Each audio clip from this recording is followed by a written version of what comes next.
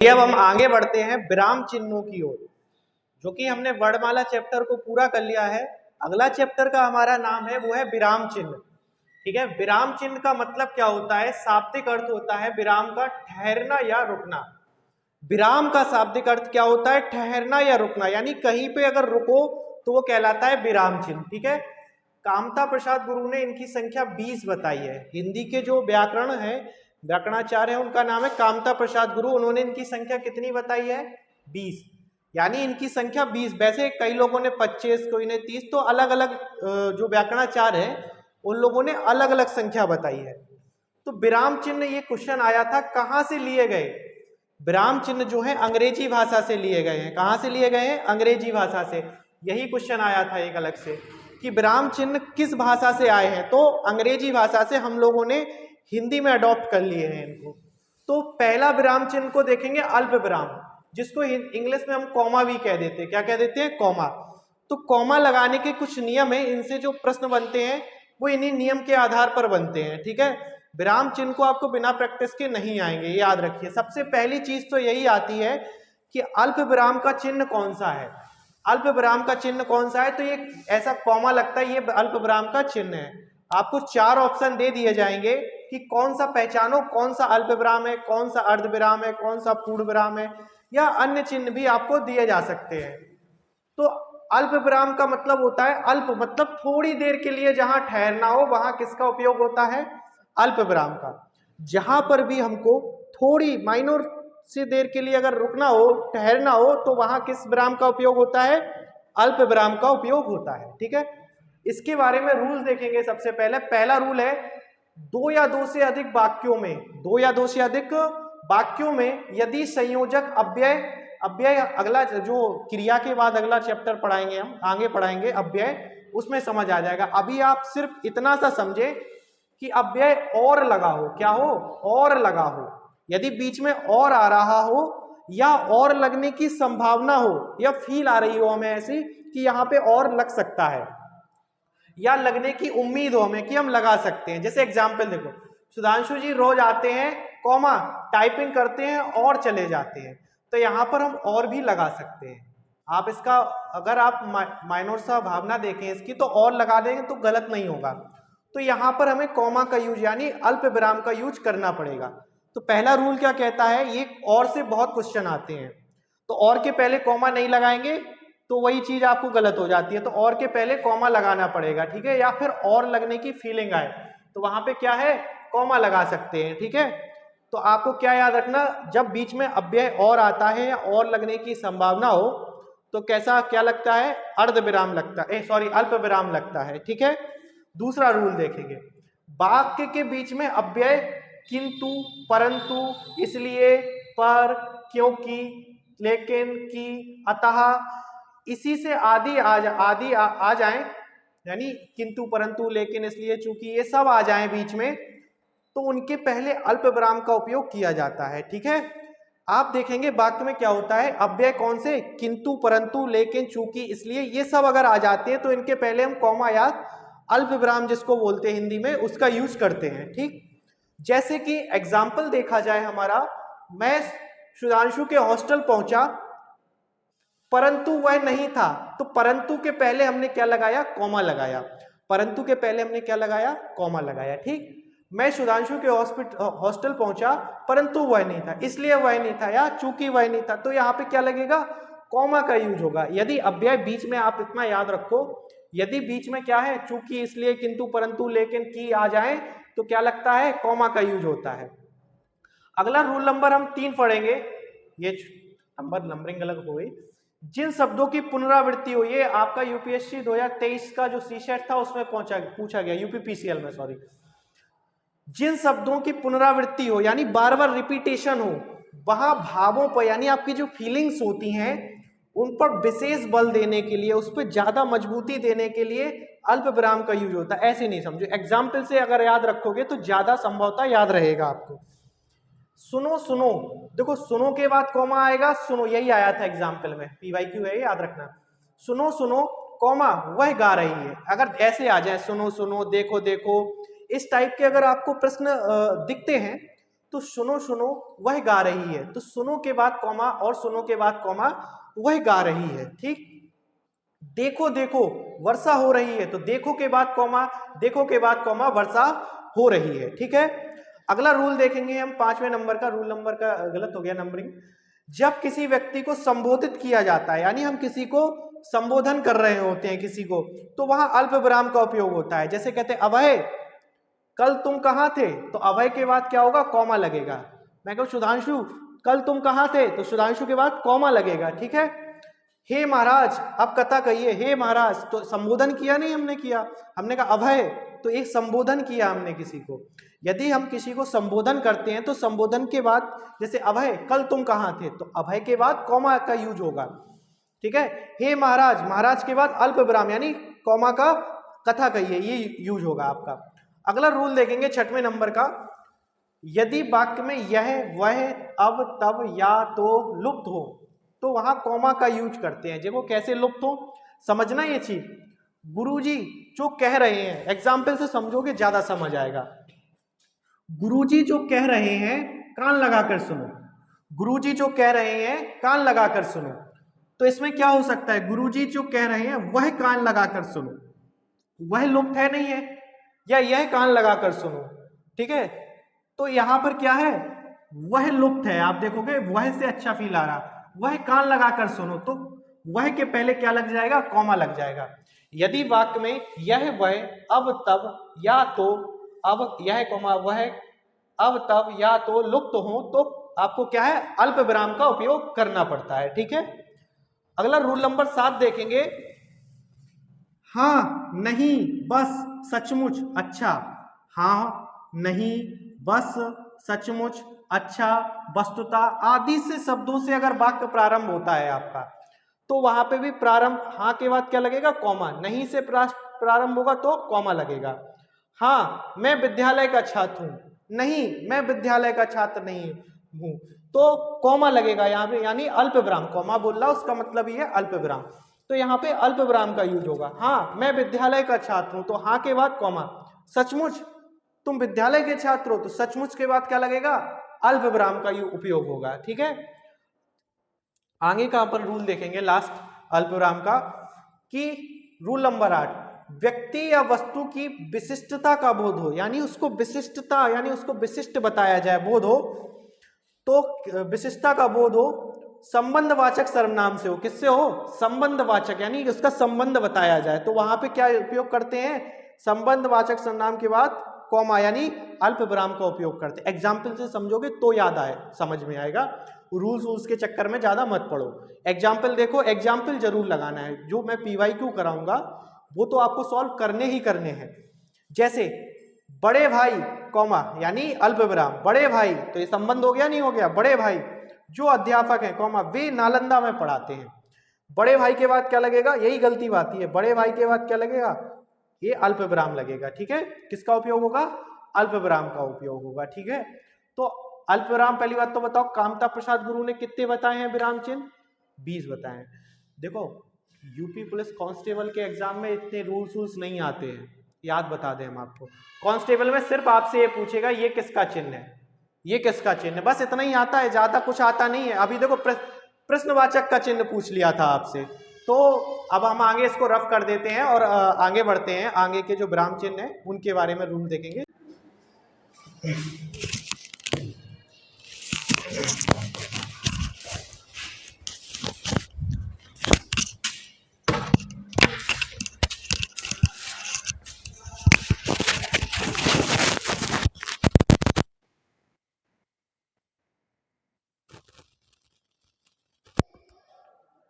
चलिए आगे बढ़ते हैं हम अपने विराम चिन्हों में। 6वें नंबर का है हमारा विस्मयादि बोधक। विस्मयादि बोधक, एक्सक्लेमेटरी मार्क्स इंग्लिश में पढ़े हो, या आश्चर्य चिन्ह, जिसमें आश्चर्य हो, तो इसका चिन्ह कैसा होता, मेन चीज तो आपको चिन्ह पहचानना है। ऐसा एक खड़ी पाई और नीचे एक बिंदी रख देते हैं, तो विस्मयादि बोधक या आश्चर्य चिन्ह कैसा, एक खड़ी पाई और नीचे बिंदी, तो इसका क्या है, मनोविकार सूचक शब्द, जैसे शब्दों जैसे हर्ष, अचानक से, विषाद, दुख, विस्मय, घृणा, आश्चर्य, करुणा, भय आदि के अंत में हम क्या लगाते हैं, एक्सक्लेमेटरी मार्क्स यानी विस्मयादि बोधक या इसी को कहते हैं आश्चर्य चिन्ह का यूज करते हैं, ठीक है, उपयोग करते हैं। जैसे एग्जाम्पल से समझ आएगा, जैसे ओह आहा है, तो ऐसे वर्ड होंगे ना, ओह शाबाश जैसे होता ना, ओह, ओह के बाद क्या लगेगा, एक्सक्लेमेटरी मार्क्स यानी विस्मयादि बोधक या आश्चर्य चिन्ह, ठीक है। बहुत कठिन समय चल रहा है, ओह अचानक से बहुत कठिन समय चल रहा है, तो ओह के बाद क्या लगेगा हमारा, क्या लगेगा, विस्मयादि बोधक। अभी जब अव्यय पढ़ोगे तो और अच्छे से आपको क्लियर हो जाएगा कि विस्मयादि बोधक अव्यय होता है ना, तो उसमें और अच्छे से क्लियर होगा, ठीक है। तो विस्मयादि बोधक का चिन्ह देख लिया, आगे बढ़ेंगे। निर्देशक चिन्ह, देखो निर्देशक चिन्ह और योजक चिन्ह में कंफ्यूज मत होना। निर्देशक चिन्ह थोड़ा सा बड़ा होता है, योजक चिन्ह थोड़ा सा छोटा होता है, वो समझ आ जाता है देखने में। और अगला है विवरण चिन्ह, तो इन दोनों का मैं थोड़ा बताता हूं। निर्देशक चिन्ह जाना, निर्देश दिया जाए, जैसे सुभाष ने कहा, मैंने कहा, सुधांशु ने कहा, तो निर्देश दे दिया ये, तो कहा के बाद क्या लग गया, निर्देशक चिन्ह, ये बड़ा सा होता है थोड़ा, योजक से थोड़ा सा बड़ा होता है, ये बिल्कुल याद रखना। चिन्ह देखना है, कुछ और नहीं देखना है, बस चिन्ह देखो, पहचानो किसका चिन्ह है।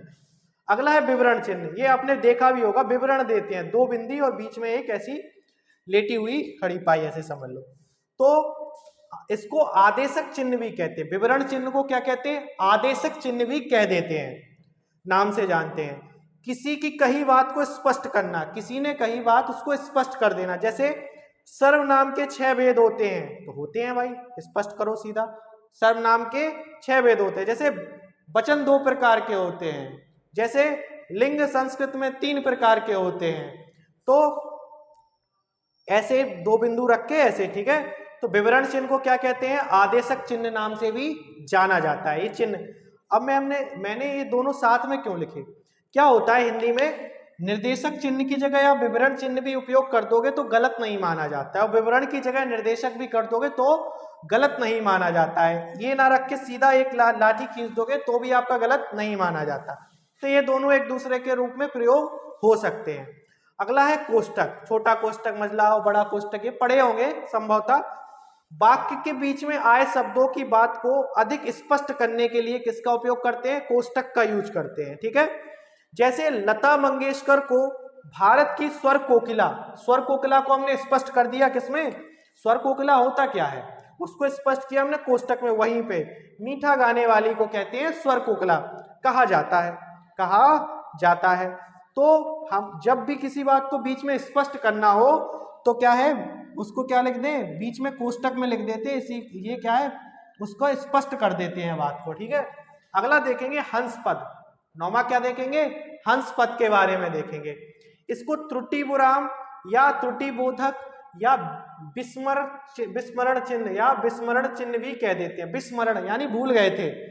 देखो हंस पद क्या है, कोई चीज बीच में भूल जाओ ना तो उसको लिखने के लिए यूज होता है ये। इसे त्रुटि विराम यानी यदि कोई गलती हो गई, बीच में चीज भूल गए, विस्मरण चिन्ह भी कहते हैं। बीच में कोई अक्षर छूट जाता, देखो एग्जाम्पल से ज्यादा समझ आए, इसका चिन्ह देखो ऐसे बनता, कैसे बनता, ऐसे बन जाता है चिन्ह। मैं कल प्रयागराज जाऊंगा, तो बीच में वाराणसी छूट गया, वाराणसी और प्रयागराज जाना था, लिखने में छूट गया आपसे, तो हमने ऊपर ऐसे विस्मरण चिन्ह यानी हंस पद का चिन्ह लगा के और ये मैंने लिख दिया। यदि कोई बचपन से लिख के आए होगे, देखा भी होगा कि कोई चीज छूट जाती है तो ऐसे चिन्ह लगा के ऊपर लिख सकते हो, तो गलत नहीं माना जाएगा। अगला है लाघव चिन्ह, अगले चिन्ह की ओर बढ़ेंगे हम। लाघव चिन्ह, लाघव चिन्ह ऐसे गोल गोल चिन्ह देखना है, लाघव चिन्ह को क्या ऐसे, ठीक है। तो संक्षेप सूचक चिन्ह भी कहते हैं, इसको क्या कहते हैं, संक्षेप सूचक चिन्ह भी कहते हैं। लाघव चिन्ह को और किस नाम से जानते हैं, संक्षेप सूचक चिन्ह, ठीक है। जैसे शॉर्ट कर दे, संक्षेप कर दे नहीं शॉर्ट कर दे, जैसे डॉक्टर को अपन डॉ लिख देते नहीं लिख देते, विश्वविद्यालय को बीबी लिख देते नहीं लिख देते, तो ये हमने डॉ अकेला लिख के ऐसा चिन्ह बना देते हैं, ये क्या होता है, लाघव चिन्ह होता है, यानी शॉर्ट फॉर्म होता है, शॉर्ट कर देना उसको, लाघव चिन्ह। अगला है योजक चिन्ह, अगला क्या है, योजक चिन्ह। अल्प विराम के बारे में अल्प विराम से के बाद, अल्प विराम के बाद हिंदी में सर्वाधिक उपयोग किसका होता है, योजक चिन्ह का। अल्प विराम के बाद सर्वाधिक उपयोग हिंदी में योजक चिन्ह का होता है। नीचे से देखें इनका यूज कहां पे होता है, योजक चिन्ह देखो निर्देशक चिन्ह थोड़ा बड़ा होता है, योजक चिन्ह थोड़ा छोटा होता है, याद रखना। जैसे विलोम शब्द में आपने देखा होगा रात दिन, देखो बीच में योजक चिन्ह लगा है। जैसे समानार्थी शब्द कपड़ा लत्ता, तो बीच में देखो ये योजक चिन्ह लगा है। संज्ञा की पुनरुक्ति हो रात रात, देखो तो ये बीच में लगा है। समानार्थ एक सार्थक और एक निरर्थक, जैसे कहते हैं ना पानी वानी लाओ, तो पानी और बीच में योजक चिन्ह और वानी। संयुक्त क्रियाएं जैसे पढ़ना लिखना, तो बीच में डैश लगा, डैश बोल देते ना हम इसको में यूज। तुलनावाचक में भी यूज करते हैं, इसका यूज कहां पर करते हैं, तुलनावाचक। जैसे चांद सा रोशन चेहरा, तो यानी चांद सा, तो चांद के बाद डैश लगाएंगे और सा, यानी इसको क्या कह देते हैं, चांद योजक चिन्ह सा, तुलना कर रहे हैं ना चांद से, चांद सा है चेहरा तुम्हारा। फूल सी, फूल सी, तो फूल के बाद योजक चिन्ह और सी, तुलना सा सी से हो, जहां पर क्या हो, सा सी से, तो किसका यूज करेंगे, योजक चिन्ह का। कहते हैं कि संस्कृत में ये चीज यूज, ये वाला जो विराम चिन्ह है वो यूज नहीं होता है। बाकी के विराम चिन्ह का है अर्ध विराम। तो अर्ध विराम का आपको सबसे पहले इन विराम चिन्हों में मैंने पहले ही बताया था आपको कि आपको क्या करना है, सबसे पहले तो इनके चिन्ह पहचानो, किसका कौन सा चिन्ह होता है, ठीक है। तो अर्ध विराम का चिन्ह कैसा होता है, एक बिंदी रख के नीचे से कॉमा लगाना, ये होता है अर्ध विराम का चिन्ह, ठीक है। तो अर्धविराम होता क्या है, देखो अल्पविराम क्या था, जहां थोड़े से समय के लिए रुकना पड़े, और अर्धविराम क्या होता है कि अल्प विराम से थोड़ा अधिक और पूर्ण विराम से थोड़ा कम ठहरना पड़े। जब आपको अल्प विराम से कुछ अधिक देर तक ठहरना पड़ता, रुकना पड़ता, और पूर्ण विराम से थोड़ा कम ठहरना पड़ता, तो कौन सा विराम का चिन्ह का प्रयोग होता है, अर्धविराम। तो अर्धविराम का चिन्ह कैसा है, पहले एक बार रिवाइज करो, ऐसा वाला, ठीक है। इसके कुछ रूल्स देखेंगे। एक वाक्यांश का दूसरे से संबंध बताने में इसका उपयोग होता है, यानी एक वाक्यांश का दूसरे से संबंध बताने में अर्धविराम का उपयोग होता है, ठीक है। तो आगे देखेंगे, ज्यादा कुछ महत्वपूर्ण होता नहीं है, यही आता है बस आपका कि ये चिन्ह कैसा होता है। ये वाला थोड़ा मोस्ट है, एक दो बार पूछा गया रूल। दो या दो से अधिक उपाधियों के मध्य सॉरी, दो या दो से अधिक उपाधियों के मध्य कौन सा विराम का उपयोग होता है, तो सीधा ऑप्शन था, आंसर क्या था, अर्धविराम। कैसे, जैसे बीए एमए एलएलबी लिखा है, तो बीए एमए के मध्य अर्धविराम, एमए और एलएलबी के मध्य अर्धविराम, और एलएलबी के बाद अर्धविराम। यानी दो या दो से अधिक डिग्रियां लिखी हो जब आपकी, तो कौन सा विराम का प्रयोग होता है, वो होता है हमारा अर्धविराम का। किसका उपयोग होता है, अर्धविराम का उपयोग होता है, ठीक है। चिन्ह कैसा होता है, ये वाला देख लो दोबारा से। ऐसे उपवाक्यों, अगला रूल देखें, ज्यादा कोई खास नहीं है।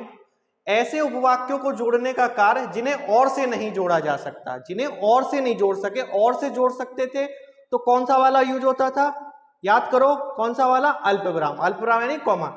यह जूता ज्यादा दिन नहीं चलेगा, अर्धविराम यह काटता है, और यह काटता है नहीं, ये मजा नहीं आया तो सेंस नहीं लगेगा, तो अर्धविराम का उपयोग होगा। कोई खासा नहीं है इससे, आप तो आगे देखो। अगला हमारा विराम है पूर्ण विराम। अगला हमारा विराम कौन सा है, पूर्ण विराम, ठीक है। अगले विराम का नाम क्या है, पूर्ण विराम। इसको नाम खड़ी पाई भी कहते हैं। क्या कहते हैं इसको हम, खड़ी पाई भी। हिंदी में इसको हम क्या कह देते हैं, खड़ी पाई। इंग्लिश में फुल स्टॉप बोल देते। रुकना या ठहरना, पूरी तरीके से रुक जाओ, यदि आप पूर्ण तरीके से रुक जाने के लिए किसका उपयोग करते हैं हम, किसका, पूर्ण विराम। इसको हिंदी में क्या कहते हैं, खड़ी पाई, ये भी आया हुआ है। वाक्य की समाप्ति पर लगाते हैं हम, क्या लगाते हैं, वाक्य की समाप्ति पर लगाते हैं। जैसे राम अयोध्या के राजा थे, तो ये लगा, देखो खत्म हो गया ना वाक्य, बात खत्म हो गई आपकी, राम अयोध्या के राजा थे। बचपन से लगाते आए हो पूर्ण विराम, तो उसमें कुछ समझने का है नहीं। अगला देखो हमारा है उपविराम।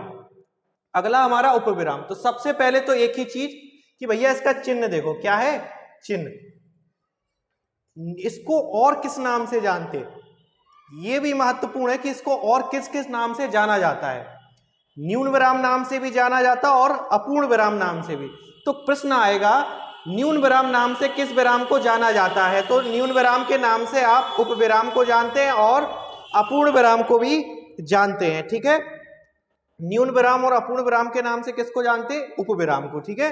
किसी व्यक्ति के बारे में बताने, इसका यूज कब होता है, किसी व्यक्ति के बारे में बताने, किसी कथन को अलग दिखाने में, किसी कथन को अलग दिखाने में इसका उपयोग करते हैं। जैसे एग्जाम्पल समझोगे तो समझ आ जाएगा। आपका मोस्टली यही आता है कि चिन्ह कैसा होता है। ठीक, भगवान राम के अनेक नाम है, तो हमने क्या लगाया, न्यून विराम यानी उपविराम, रघुपति, राघव और रघुराज।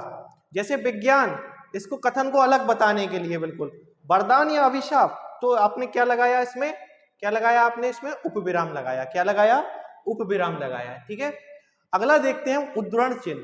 क्या देखेंगे, उद्धरण चिन्ह, कॉमा इन्वर्टेड कॉमा वाला आपने पढ़ा भी होगा, इन्वर्टेड कॉमा बोलते हैं इसको। It is also known as अवतरण चिन्ह, यानी इसको किस नाम से जानते हैं, अवतरण चिन्ह नाम से भी जाना जाता है। ठीक है, अब फिर से याद करो, उद्धरण चिन्ह को किस नाम से जाना जाता, अवतरण चिन्ह के नाम से। अच्छा, उपविराम को किस नाम से जाना जा सकता है, रिपीट करो जल्दी से, न्यून विराम या अपूर्ण विराम के नाम से। ठीक है, पूर्ण विराम को किस नाम से, खड़ी पाई के नाम से। किस नाम से, खड़ी पाई के नाम से जाना जाता है। आगे देखेंगे अवतरण चिन्ह, इसको उद्धरण चिन्ह या अवतरण चिन्ह कहते हैं। किसी कथन का ज्यों का त्यों, किसी के कथन को अगर आपको, किसी के कथन को आपको ज्यों का त्यों लिखना है, पढ़े भी हो बचपन से तो इंग्लिश वगैरह में ज्यादा यूज होता, डायरेक्ट इनडायरेक्ट में पढ़े होगे। ये दो प्रकार के होते हैं। कितने प्रकार के होते हैं, ये दो प्रकार के। कितने प्रकार के होते हैं, दो प्रकार के।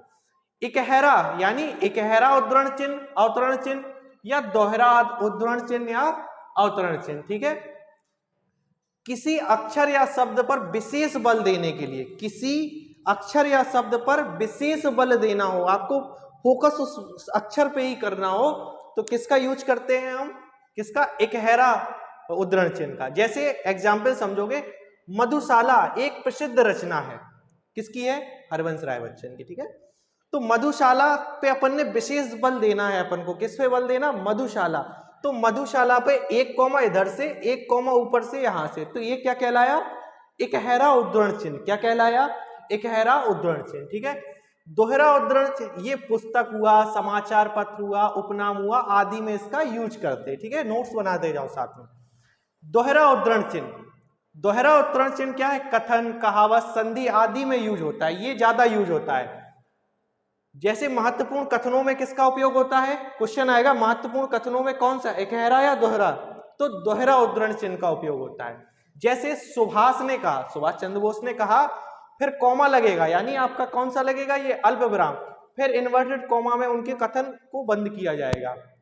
तो तुम मुझे खून दो मैं तुम्हें आजादी दूंगा, और ये इन्वर्टेड कॉमा हमारा, यानी ये उद्धरण चिन्ह बंद हो गया। ठीक है, तो और भी अन्य विराम चिन्ह है, देखो आप। अच्छा ये बताओ, ये वाला चिन्ह किसका है, क्या दो सर, ये तो प्रश्न पूछने के लिए, तो प्रश्नवाचक चिन्ह, तो ये लिखाने की जरूरत नहीं थी। पाद चिन्ह, पाद चिन्ह क्या होता है, नीचे की ओर लगा देते हैं अपन, इसको कहते हैं पाद चिन्ह। ठीक है, जैसे किसी अक्षर के नीचे लगा दिया तो वो कहलाता पाद चिन्ह। अगला, इनके बस चिन्ह ही आते हैं कि चिन्ह पहचानो, अभी बताएंगे, जो अभी परीक्षा में हाल फिलहाल के जूनियर असिस्टेंट की परीक्षा में आया था, बड़ा कंफ्यूजिंग था वो। पुनरुक्ति सूचक, अगला क्या है, पुनरुक्ति सूचक चिन्ह।